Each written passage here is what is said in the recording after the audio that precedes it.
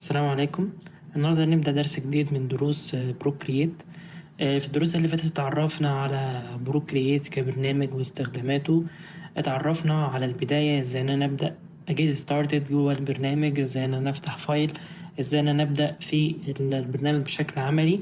وتعرفنا على كل المبادئ الأساسية في ان ازاي افتح فايل بطريقة صحيحة بحيث ان انا احافظ على الريزوليوشن بشكل كويس. اتكلمنا في بعض الامور دي وان شاء الله تكون الامور واضحة. النهارده هنتكلم على حاجة أساسية جدا وهي حاجة فيزيكال شوية، وهي الجستشرز. الجستشرز بشكل عام هي استخدام، أو بشكل مبسط هي استخدام صوابع الإيد، أو استخدام الإيد بشكل عام في إن هي تسرع لي الورك فلو بتاع الشغل بتاعي، ولو إنها يعني شورت كات للشغل.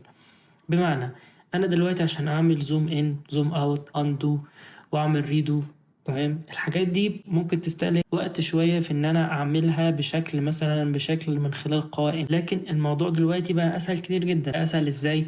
من خلال الجستشر. فالنهاردة هنتعرف على الجستشرز. الجستشرز هي حركات بسيطة بصوابع ايدك تستخدمها بدل ما تدور في القوائم، زي مثلا التراجع، التكبير، التصغير، المسح، كلها بتساعدك في ان الشغل بتاعك والورك فلو بتاعك يكون اسرع. ده ايه هو الجستشرز بشكل بسيط جدا. طيب النهارده هنتعرف على اهم الجستشرز اللي ممكن نعرفها في بروكلي. اول حاجه الجستشر الاولى، وهي بستخدم فيها الصباعين دول، تمام، السبابه والابهام. طيب بستخدمهم ازاي؟ بمنتهى البساطه ان انا لو عملت كده ان هما يتعمل لهم سكرابنج لبعض، فالسكرابنج ده بيكبر والسكرابنج ده بيقلل وهكذا. فاول حاجه معانا في الجستشرز رقم واحد هي الزوم ان والزوم اوت، وده من خلال ان انا بستخدم صباعين وافتحهم او اقفلهم للتكبير والتصغير. تاني حاجه وهنستخدم فيهم برضو نفس الصباعين دول، وهي في الروتيت كانفاس. ان انا مثلا لو عايز اعمل روتيت، او ان انا عايز الف الكانفاس بتاعي، وليكن مثلا انا دلوقتي مثلا بشتغل على حاجه مثلا معينه، وعايز ان انا الف الكانفاس بتاعي، فبنفس الصباعين او بصباعين تانيين، المهم ان هم يكونوا صباعين، وامسك الكانفاس بتاعي والفه بالطريقه دي. كده الكانفاس بتاعي يتلف بمنتهى السهوله، وكده احنا عملنا روتيت للكانفاس، وده من خلال الصباعين، بان احنا بنقوم بنلف بالصباعين دول، او بنلف الايد بشكل عام علشان تلف الصفحه باي زاويه انت عايزها. ده الروتيت كانفاس. الحاجة التالتة وهي الدو والاندو. وليكن مثلا ان انا مثلا عملت حاجة، وليكن مثلا انا عملت مثلا التكست التكست ده، وليكن مثلا انا دلوقتي عايز ارجع خطوة لورا، والرجوع للخطوة لورا دي حاجة اسمها اندو، او اللي احنا بنسميها كده كنترول زي. ده بيبقى في برامج الفوتوشوب او برامج الديزاين بشكل عام. فهنا نفس الفكرة، ان انا برضو بنفس الصباعين لو دوست ضغطتين فيعمل لي اندو او باك ستيب لورا زي كده. كده هو بيرجع بناء ان انا بستخدم الصباعين دول في ان انا اضغط. طبعا مش شرط الصباعين دول، ولكن مثلا الصباعين دول، يعني اي صباعين، بس الفكره كلها ان هي بتبقى ضغطه واحده علشان يرجعني خطوه لورا. فالاندو بنعمل ان احنا بندب دبتين، تمام، او دبه واحده، تمام، بالصباعين على الشاشه علشان يقدر ان هو يعمل لي تراجع. طيب دلوقتي نفترض ان انا دلوقتي عملت تراجع بس عايز ارجع تاني للخطوه اللي هي حاجه احنا بنسميها الريدو. فالريدو بشكل عام بنعمل الموضوع ده تاني، بس في الحالة دي بنستخدم 3 صوابع. فبناء على ان انا مثلا عملت دو، تمام، عايز مثلا اعمل اندو، فانا بدوس بصباعين ضغطتين، تمام. عايز اعمل ريدو بستخدم ال3 صوابع دول، وليكن كده، فاذا هنا بيعمل ريدو. فاذا اندو بنستخدم صباعين، الريدو بنستخدم 3 صوابع. الحاجة التانية اللي بعد كده اللي هنتعلمها في الجستشر هي الكلير لير. نفترض دلوقتي ان احنا دلوقتي عايزين ان احنا نلغي او نمسح اللير اللي احنا شغالين عليه، وليكن مثلا احنا عملنا ده مثلا في اللير، وعايزين بدل ما احنا نقعد نعمل اندو نعمل مرة واحدة نعمل كلير للير. طيب ازاي احنا ممكن نعمله؟ خلال 3 صوابع.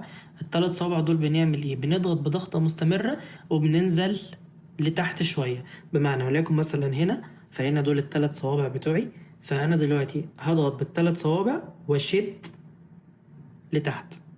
كده اللاير بتاعي اتمسح كله. ولكن مثلا نروح لقائمة اللايرز، هنلاقي ان اللاير بتاعي اتمسح بشكل كامل. فده الخطوة بتاعة الكلي لاير اللي احنا بنستخدم 3 صوابع وبنضغط باستمرار على الشاشة، فبيمسح معايا اللاير بشكل كامل. طيب ده بالنسبة لثلاث حاجات. يبقى احنا اتعلمنا دلوقتي اول حاجة الزوم ان والزوم اوت، بنستخدم فيهم صباعين في ان احنا نكبر او نصغر الشاشة او مساحة العمل بتاعتي. الحاجة التانية الا وهي الروتيت كانفاس، ان احنا برضو بنستخدم نفس الصباعين في ان احنا نلف الكانفاس بتاعي حركة حرة على حسب ما يكون مريح لشغلي. الحاجة التانية اللي هي الاندو والريدو. الاندو بستخدم فيهم صباعين، الصباعين بس من خلال ان انا بدوس ضغطتين فبيرجعني باك سبيس لورا. طيب الريدو بستخدم 3 صوابع علشان يرجعني الخطوة لقدام. تمام. طيب الحاجة التالتة اللي احنا اتكلمنا فيها وهي مهمة جدا اللي هي الكلير. مش عايز اضيع وقتي في ان انا هقعد كذا خطوة، لكن لا، الموضوع بقى اسهل ان انا ضغطت بالثلاث صوابع دول. تمام. ونزلت شوية كده لتحت، كده هيمسح معايا اللاير بشكل كامل. طيب دول بالنسبة لأهم الجستشرز اللي احنا بنستخدمهم والأكثر شيوعا أثناء العمل بتاعي. الحاجة التانية والمهمة قوي اللي الناس مش بتبقى مدركاها بشكل كبير ألا وهي الكوبي أند بيست. دلوقتي إن أنا وليكن مثلا أنا دلوقتي بشتغل مثلا على لاير معين، وعملت برضو نفس الكلمة اللي احنا عملناها. تمام. وليكن مثلا انا عايز اعمل نسخ ولصق، فبيبقى عندي يعني كذا طريقة، بس الطريقة الاسهل اللي احنا بنقدر نستخدمها وبتسرع لينا الشغل هي الجستشرز زي ما قلنا. فازاي ان احنا بنفعل موضوع الكوبي اند بيست برضو بثلاث صوابع وبطلع لفوق، وليكن مثلا 3 صوابع اهو وبطلع لفوق، بتظهر لي القائمة اللي هي الكوبي والبيست والكوبي اول والدبليكيت والبيست. ده بيسرع جدا ليا الشغل. لكم مثلا انا دلوقتي هعمل كوبي، تمام، وبعد كده هعمل برضو بالثلاث صوابع وهعمل بيست، كده اتنسخ معايا مرة تانية. فالكوبي والبيست برضو بنستخدم فيهم الثلاث صوابع مع السحب الأعلى. تمام. فبتظهر لي القائمة اللي هي فيها القص والنسخ واللصق. فدي حاجة مهمة. الحاجة الأخيرة واللي هنتكلم فيها النهاردة إن شاء الله هي الكويك زوم. وليكن مثلا أنا مكبر مثلا لمساحة كبيرة شوية وعايز إن أنا أرجع مرة تانية بشكل كبير، بدل ما أقعد أعمل كده ومش هيجي معايا بشكل صحيح. فبيبقى في طريقة اللي هي باستخدام الصباعين، اللي أنا بعمل كده مرة واحدة بيرجعني لمين للقائمة الكويك زوم. حاجة سهلة جدا وبسيطة، بس هي الفكرة كلها أنا بستخدم الصباعين بتوعي في إن أنا أعمل خطوة سريعة كده فيرجع لي بشكل تاني. في طريقة تانية وهي الدبل تاب بالصباعين، ولكن أنا بفضل دي شوية وبحاول إن مثلا أعرفها للناس علشان تبقى الموضوع سهل. تمام. فده بشكل عام الحاجات اللي احنا اتكلمنا فيهم، وهي 7 gestures مهمين جدا في ان احنا نشتغل عليهم، وهي الزوم ان والزوم اوت، الروتيت كانفاس، الاندو ريدو، الكلير لاير، والكوبي اند بيست، والكويك زوم. دول كانوا اهم 7 جستشرز احنا بنستخدمهم بصفه مستمره اشتغل بشكل عام. طيب علشان اقدر ان انا افعل الجستشرز، لان في ناس كتير بتسالني تقول لي الحاجه دي مش شغاله عندي او مش شغاله عندي، ده طبعا بيرجع ان انت مش ظابط الاعدادات في الاول. فالنصيحه السريعه اللي انا عايز اقولها ان احنا بنروح لقائمه للعلامه دي اللي هي الاكشنز، وبناء عليه بنجيب البريفرنسز، وبعد كده بننزل لحاجه اسمها ايه، اسمها الجستشرز اند كنترولز. فلما بنجيبها بنضغط عليها بيجيب لي كل الجستشرز اللي انت عايزها، انت مع الوقت بتظبطها. وليكن مثلا انا دلوقتي عامل اعدادات خاصه بيا، فدي حاجه مناسبه ليا. انت مع الوقت ومع الاحتراف مع البرنامج هيكون لك اعدادات خاصه بيك، وان هي تقدر ان هي تسرع من رتم شغلك، لان كل حد ليه حاجه بتريحه. فانا بس حاليا بديك الاساس اللي انت تقدر تبني عليه، وبعد كده انت تعمل الاعداد اللي تناسب شغلك. اللي انا عايز انصح بيه النهارده ان احنا اتعلمنا 7 جستشرز هيفرقوا كتير جدا مع اي حد مبتدئ او اي حد بدأ في الموضوع بس ممكن ما يكونش يعني عنده الخبرة فيهم شوية.